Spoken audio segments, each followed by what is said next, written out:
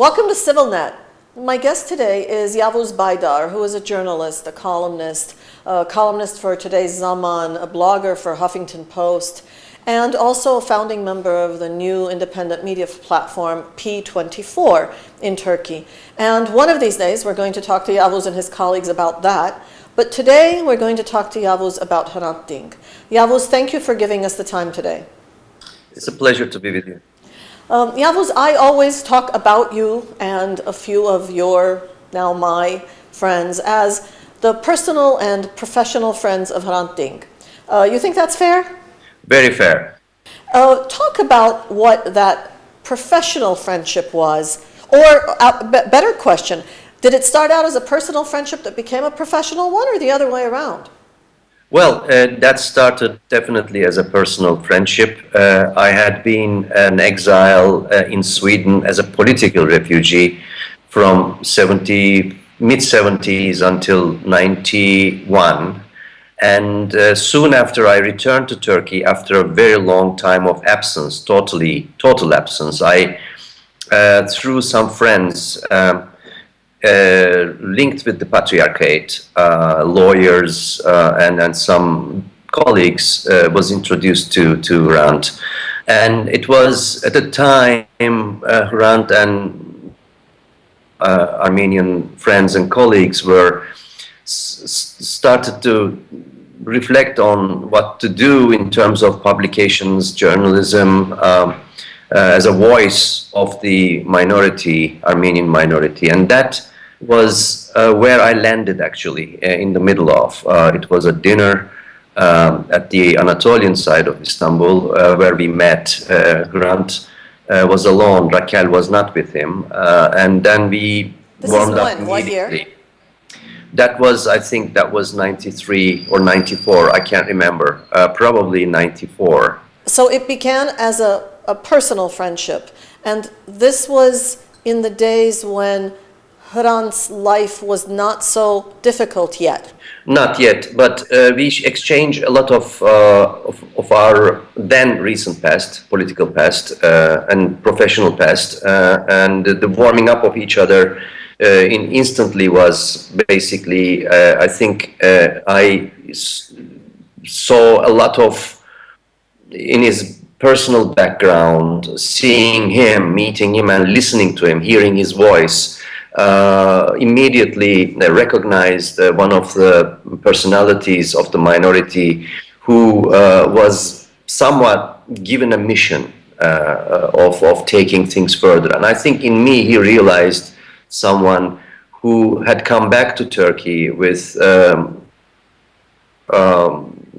knowledge than any other people he used to meet in Istanbul about the genocide, 1915 issues, the past, the minority issues, etc., etc., the history of Turkey, Ottoman and Republican. So that was the beginning, and then, of course, those were the times that really did not touch us in terms of political pressures or ordeals, but those were hard times because that was the time when the low-intensity warfare between the PKK and the Turkish armed forces were at its peak, and a lot of violence and a lot of linked pressure to media and academia about the Kurdish issue, which still was taboo.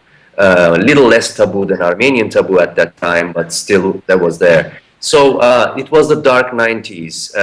Then we continued our stroll together into what then became Agos with his friends, etc. So I was part of those early discussions about what to do, etc. Yavuz, how is it silly if I were to ask, is there a period of distrust that you each go through at a time like that? Did Hrant wonder, who is this guy and why is he seeking me out? Did you wonder, is he going to listen to me? Is he going to take me seriously? Is there that, or was it an ideological? It was like finding a lost neighborhood district friend from the back alleys for me, and we never had that kind of issue between us, never. So with Agos starting, was he aware at every step of the way that he is poking the bear in the eye, or did he do, was it a conscious process? It was a conscious process, but I remember talking in vague terms about our concerns, about this taboo suffocating the society, how to deal with those issues. But I remember we talking a lot concretely about the minority issues, on the social level. The property issues, the suppression, the identity issues, basically, issues that had with the life, particularly of the minority in Istanbul, and also I think the relations in general about Turkish politics, and how then hopeless it was, and what would come out of it. A lot of unknowns. It was those discussions that we had in general with him.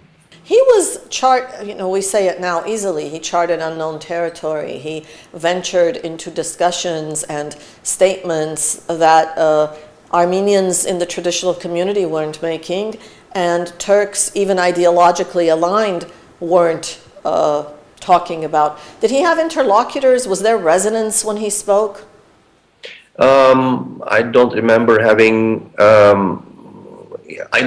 first of all, Hrant having any difficulty at all to address people, to relate to people, whomever he met. I think his social intelligence was so high that there were no problems, and I think he had a very clear vision of how he would proceed. We were in total, him and me, we were in total agreement about sort of a slow motion evolutionary approach in his side, talking to his own community, but also diaspora, but also the main majority and as well as elite of Turkey about these issues. And I always agreed with that. That was my line from the very beginning, because we were talking about a society in hypnosis in Turkey, society, people, a population living in a sort of ice age, it's waiting to be coming to a melting point so that they would realize the facts, but not in a shocking manner, not in a sort of way that you give suddenly 1,000 voltages of electricity into somebody.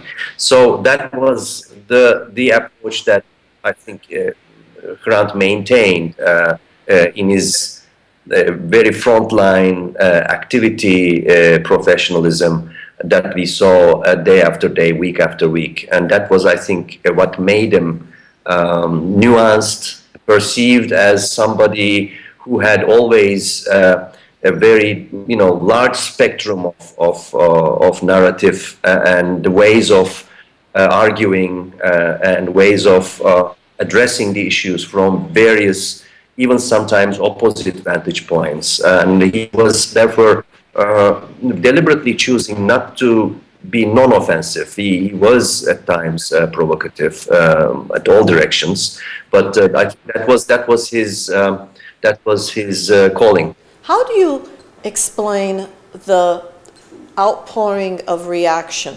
I don't know whether to call it sympathy, empathy. What triggered that massive response after his assassination? It's understandable that the personal, the professional, the ideological friends reacted as deeply and profoundly as you did. How do you explain the masses? We are talking about urban masses mainly, and I think the assassination touched the naked nerve in that segment, regardless of where you belong to, because I think historically speaking, the Armenian community was always inseparable part of Istanbul. but also the other urban communities like in Izmir or in Ankara, in Bursa, Antalya, etc. Considerable parts of those urban portions, particularly the younger portions, was in it in that kind of reaction. I think people saw in the assassination a great unspeakable injustice done to a defenseless person who could only whose only weapon was his language and his past and his whole being in a society where in a society embellaged, canned by this taboo, and I think that made him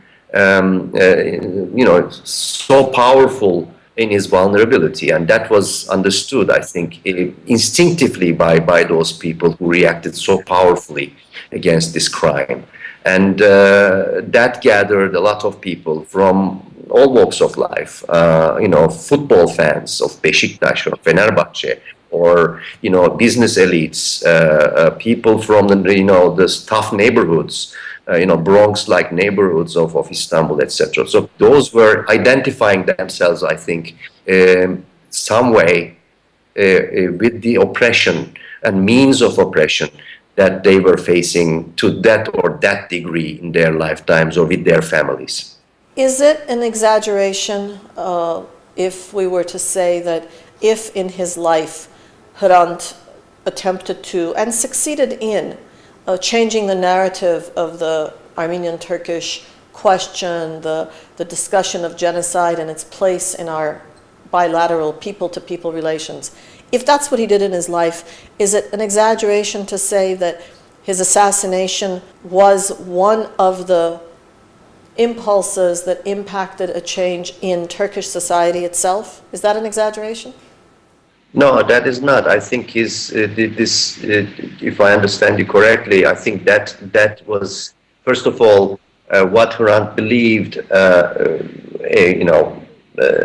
as a person, as who he is, that there was no question at all about the nature of the atrocity in 1915 and onwards, and also the acts during the Republican time, and there was no question about it.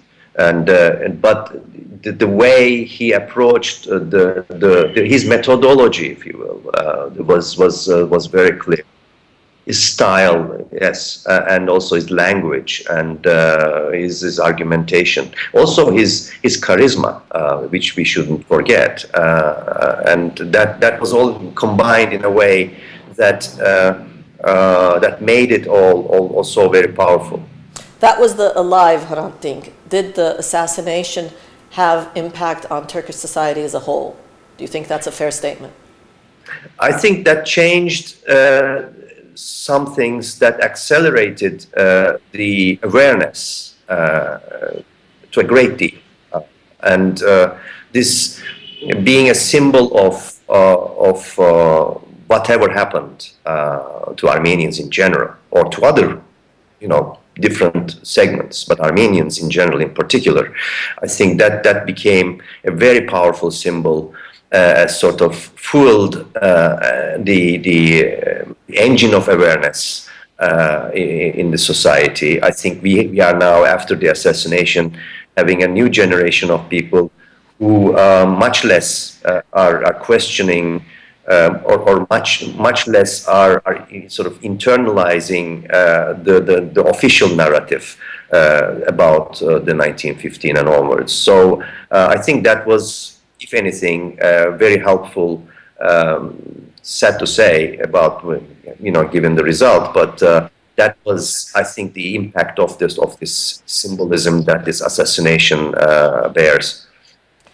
And finally, your friends, the core group of people who still call themselves friends of Hrant Dink and support the Hrant Dink Foundation and support the ideals that Hrant promoted, you seem to have taken this on as your, day job, your night job. I mean, you all do this consistently, consciously as well? Or is it just natural that it happens that way? For me, it's been always natural. For me, it's been very clear that this issue was much more tormenting and burdening than any other issue of Turkey's past. And I always believed that the Armenian issue of Turkey was even more important than the Kurdish issue.